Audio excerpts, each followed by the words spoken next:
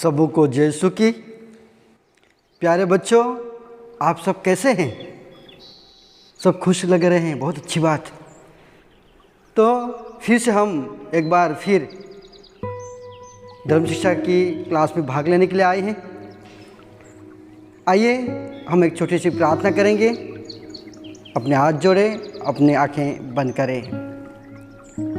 हे सर्वशक्तिमान ईश्वर, हम आपका धन्यवाद करते हैं, आपकी स्तुति, आपकी महिमा गाते हैं इस सुंदर दिन के लिए, इस पल के लिए जो आपने हमें दिया है।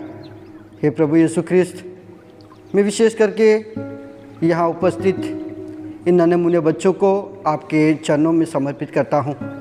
प्रभु, उन्हें अपने ज्ञान से, अपनी बुद्धि से भर दीजिए। प्रभु, इनके माता पिताओं को अच्छा स्वास्थ्य प्रदान कीजिए। प्रभु, इनके भाई बहनों की रक्षा कीजिए।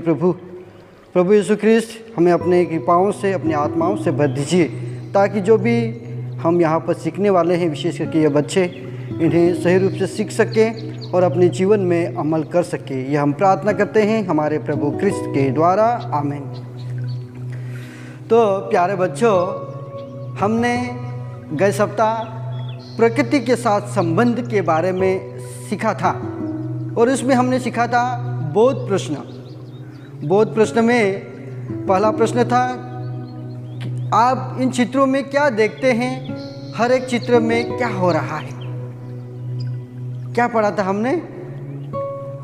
हम इन चित्रों में प्रकृति के बारे में देख रहे हैं। जो पहला बिंदु था वो था सूर्य, चंद्रमा और तारों को देख रहे हैं। फिर दूसरा था फूल का बगीचा और तितली रानी को देख रहे हैं। नदी, पेड़, पक्षी, जानवर को देख रहे हैं। दो बच्चे और उसके पिताजी जो पेड़ लगा रहे हैं, उनको हमने देखा था। तो उसी प्रकार से हमने पहला प्रश्न किया था। और दूसरा प्रश्न था, क्या आप कभी किसी बगीचे में अथवा किसी नदी के तट पर गए हैं? तो जरूर आप लोगों ने बोला था, जी हाँ, हम बगीचे और नदी के तट पर गए हैं। तीसरा प्रश्न था, आपने वहाँ क्या देखा? क्या देखा था आपने वहाँ पर? नदी में पानी देखा, पेड़ों को देखा, मछली को देखा, फूलों को देखा, माली को देखा, तितली देखी, हिरन देखी, खरगोश आदि को आप लोगों ने वहाँ पर देखा था। फिर हमने चौथा प्रश्न देखा था, नीचे अपने पसंद के फल फूल और पशु पक्षियों के नाम लिखिए। और आप लोग गए सप्ताह सब आपके पसंद के फल के नाम लिखा था, फूल के नाम लिखा था, पशुओं के नाम लिखकर आप आए थे। तो प्यारे बच्चों, इस प्रकार से हमने देखा था। पांचवा प्रश्न जहाँ पर लिखा हुआ था कि हमारा जीवन प्रकृति से जुड़ा हुआ है। हमारा जीवन प्रकृति से जुड़ा हुआ है। प्रकृति से हमें बहुत अच्छी चीज़ें मिलती है। फिर हमने देखा था, प्रकृति से ही हमें पीने के लिए पानी, सांस लेने के लिए हवा, रहने के लिए धरती और फसल के लिए वर्षा एवं प्रकाश के ऊर्जा, प्रकाश के लिए ऊर्जा के लिए, प्रकाश के लिए सूर्य, चांद और तारों को हमने प्रकाश के लिए बोला था कि उपयोग में लिया गया था। फिर हम देखेंगे आज विशेष करके हम उत्पत्ति ग्रंथ पढ़ेंगे, अध्याय 1 पद संख्या 9 से 12। अपना बाइबल खोलिए, हम उसमें से उत्पत्ति ग्रंथ पढ़ेंगे।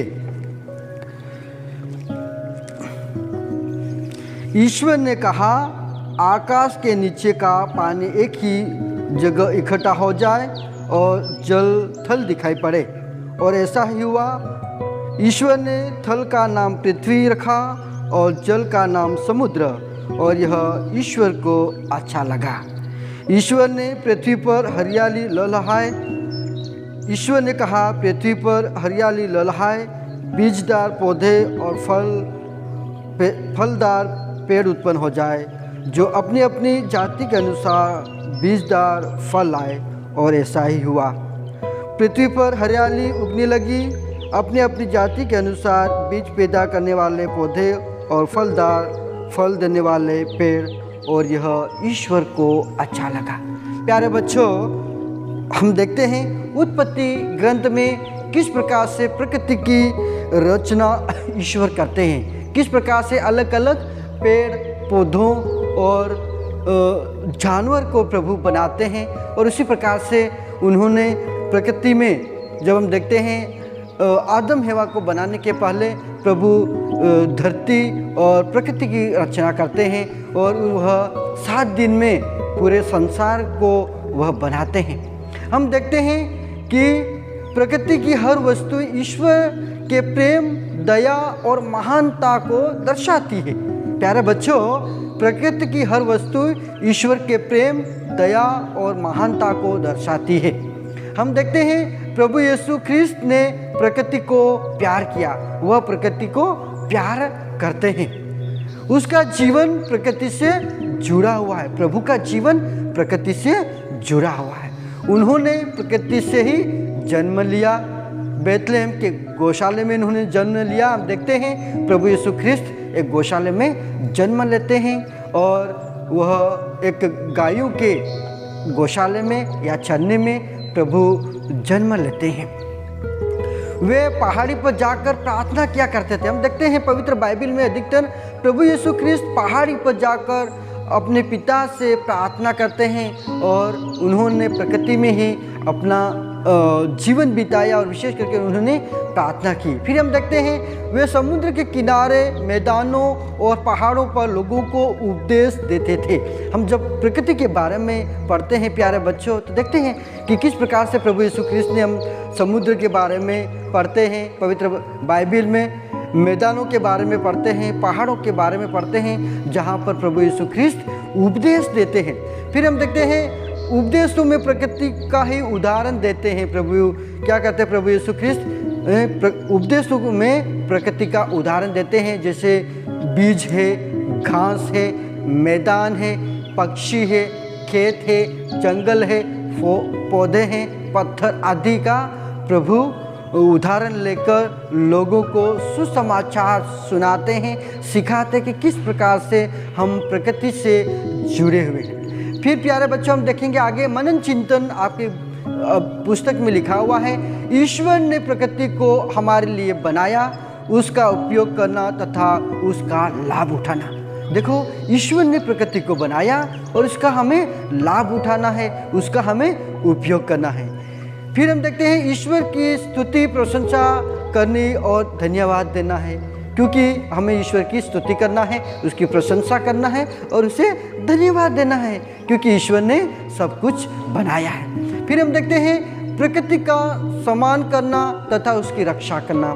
देखो, ईश्वर ने प्रकृति को बना दिया है, पेड़ पौधे, जंगल, पशु सब कुछ बना दिया है, लेकिन हमें क्या करना है, उसकी रक्षा करना है, उसकी हमें जिम्मेदारी लेकर उसको आगे बढ़ाना है। प्रकृति से हमें जुड़े रहना है। जिस प्रकार हम देखते हैं बहुत सारे लोग पेड़ काटते हैं और पेड़ों को गिरा देते हैं और लकड़ी लेके आते हैं, उस प्रकार से हमें हमारी प्रकृति को हानि नहीं पहुंचाना है। जिस प्रकार से हम देखते हैं बरसात के समय हरियाली रहती है और हमें बहुत अच्छा लगता है। जब हम देखते हैं गर्मी के समय हमें बहुत गर्मी लगती है, क्योंकि हमारे पास पर्याप्त पेड़ पौधे नहीं है जिससे हमें ठंडी हवा या शुद्ध हवा नहीं मिल पाती है। तो उसी प्रकार से हम देखते हैं, क्या आप प्रकृति की रक्षा कैसे करेंगे? अभी आप प्रकृति की रक्षा कैसे करेंगे?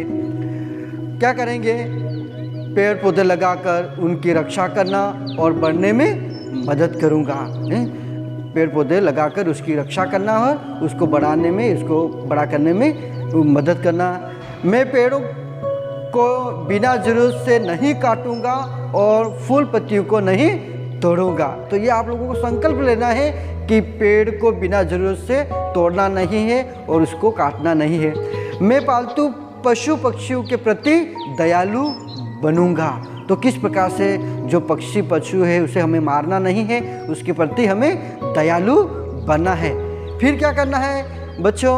मैं पशु पक्षी, जीव जंतु और कीड़े मकोड़ों को नष्ट नहीं करूँगा, क्योंकि प्रकृति में ये सब ईश्वर की रचना है। हमें पशु पक्षी है, जीव जंतु है और कीड़े मकोड़े हैं, उनको नष्ट नहीं करना है, क्योंकि हमको ईश्वर ने बनाया है। उसी प्रकार से ईश्वर ने इनको भी बनाया है, तो उसी प्रकार से हमें उनकी रक्षा करना है, उनसे जुड़े रहना है, उनकी हमेशा उनको हानि नहीं पहुंचाना है। फिर हम देखते हैं, मैं सड़क पर, मैं अपने विद्यालय और आस पड़ोस को सुंदर बनाए रखूँगा। मेरे विद्यालय और मेरे आसपास, मेरे पास में जो भी है उसको मैं हमेशा सुंदर बनाकर रखूँगा।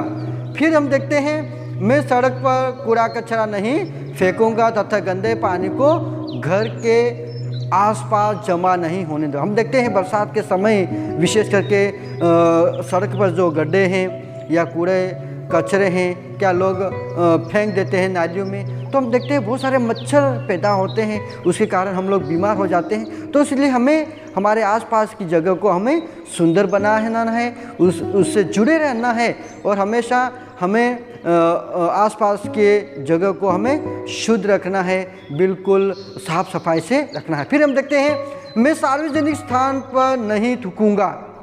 हम देखते हैं अधिकतर अभी पूरी दुनिया में कोरोना की महामारी फैली हुई है और सरकार भी हमें ये बताती है कि हमें थूकना नहीं है, मास्क लगाना है, सैनिटाइज़र लगाना है, साबुन से हाथ धोना है। तो इसी प्रकार से हमें, अगर हमारी प्रकृति है या हमारे भाई बहनों को विशेष करके ये महामारी से बचाना है, तो हमें आसपास नहीं थूकना है, बिल्कुल नहीं थूकना है, आप लोगों को ध्यान रखना है। तो इसी प्रकार से हम देखते हैं, फिर मैं दूसरों की भलाई, मैं दूसरों को भी सफाई बनाए रखने के लिए सलाह दूंगा, दूसरे लोगों को भी मैं सलाह दूंगा। तो उसी प्रकार से आपको भी दूसरों के, अपने परिवार में, अपने घर में भी अपने दूसरे भाई बहनों को समझाना है कि किस प्रकार से हमें सफाई करना है, सफाई रखना है और हमेशा आसपास की जगह को सफाई रखना है, मतलब सुंदर रखना है, या मतलब आसपास की जगह को बिल्कुल साफ रखना है। फिर प्यारे बच्चों, अभी आते सप्ताह के लिए मैं आप लोगों को अभ्यास प्रश्नावली देता हूँ, जो आपको क्या करके लाना है, उसके प्रश्नों को ढूंढ के लाना है, उसको हमेशा आप करके लाते हैं, उसी प्रकार से आपको उसका उत्तर ढूंढ के लाना है। ज़रूर आप मुस्कुरा रहे हैं क्योंकि आप लोगों को गृह कार्य तो ज़रूर मिलेगा। तो पहला प्रश्न है बच्चों, क्या हम प्रकृति के बिना रह सकते हैं? इसका उत्तर आपको ढूंढ के लाना है, क्या हम प्रकृति के बिना रह सकते हैं? तो ये उत्तर आपको आते रविवार को ढूंढ के लाना है। फिर दूसरा प्रश्न है, ईश्वर और प्रकृति के बीच क्या संबंध है? ईश्वर और प्रकृति के बीच क्या संबंध है? इसका उत्तर भी आपको अपने बुक से मिल जाएगा, आप ढूंढ के लाना। और तीसरा प्रश्न है, प्रभु यीशु ने प्रकृति से कैसे प्रेम किया? प्रभु यीशु ने प्रकृति से कैसे प्रेम किया? उसका भी उत्तर आपको ढूंढ के लाना है। फिर चौथा प्रश्न है, आप प्रकृति की रक्षा कैसे करेंगे? आप प्रकृति की रक्षा कैसे करेंगे? तो प्यारे बच्चों, ज़रूर आज हमने इस क्लास में भाग लिया है, मैं आप लोगों को बहुत बहुत धन्यवाद देता हूं। आप लोग बहुत खुश भी है। तो आइए हम एक छोटी सी प्रार्थना के द्वारा ईश्वर को धन्यवाद दें। आइए अपने हाथ जोड़े, अपनी आंखें बंद करें। हे सर्वशक्तिमान ईश्वर, इस सुंदर पल के लिए, इस सुंदर दिन के लिए और विशेष करके इन बच्चों के लिए, और विशेष करके इन्होंने आज जहाँ पर हमने प्रकृति के बारे में पढ़ा है, ईश्वर की रचना के बारे में पढ़ा है, प्रभु हम आपका धन्यवाद करते हैं, आपकी महिमा गाते हैं। और विशेष करके प्रभु मैं प्रार्थना भी करता हूँ, ये पूरे सप्ताह इन बच्चों को संभाल के रखना, इनके साथ रखना, रहना, उनके माता पिता को संभालना और विशेष करके उन्हें आपके प्रेम में बढ़ने की मदद करना, ये हम प्रार्थना करते हैं हमारे प्रभु क्रिस्त के द्वारा। आमीन।